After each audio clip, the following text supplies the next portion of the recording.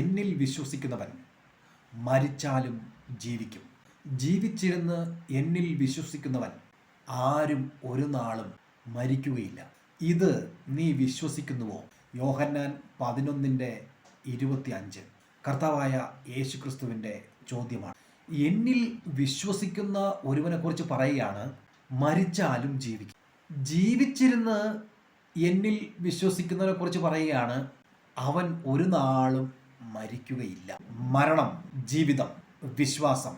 കർത്താവായ യേശുക്രിസ്തുവിൽ വിശ്വസിച്ച് ജീവിക്കുന്ന നമുക്ക് ഒരു നാളും മരണമില്ല. നിത്യമായ ജീവൻ. കർത്താവായ യേശുക്രിസ്തുവിൽ മരണം നീങ്ങിപ്പോയി.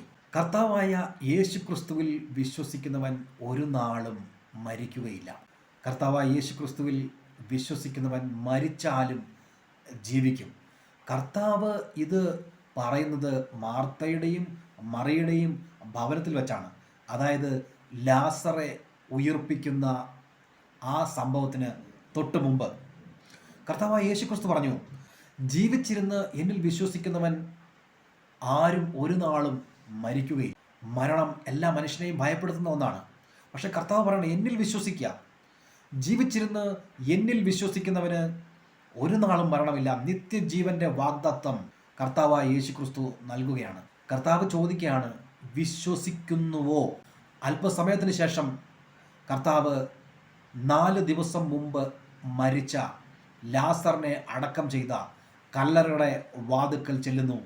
അഴുകി തുടങ്ങിയ ലാസറിൻ്റെ ആ ശരീരത്തെ നോക്കി, ലാസറെ പുറത്തു വരിക എന്ന് കർത്താവ് കൽപ്പിക്കുന്നു. ലാസർ കല്ലറയിൽ നിന്നും പുറത്തേക്ക് വരുന്നു. മരണം തോൽക്കുകയാണ്. കർത്താവായ യേശുക്രിസ്തുവിലൂടെ നിത്യജീവൻ സംഭവിക്കും എന്നുള്ളത് അക്ഷരാർത്ഥത്തിൽ അവിടെ തെളിയുകയാണ്. മരിച്ചവനായ ലാസർ പുറത്തു വരുന്നു. കർത്താവ് പറഞ്ഞ കാര്യം, ജീവിച്ചിരുന്ന് എന്നിൽ വിശ്വസിച്ച ലാസർ നിത്യമായി ജീവിക്കുന്നു.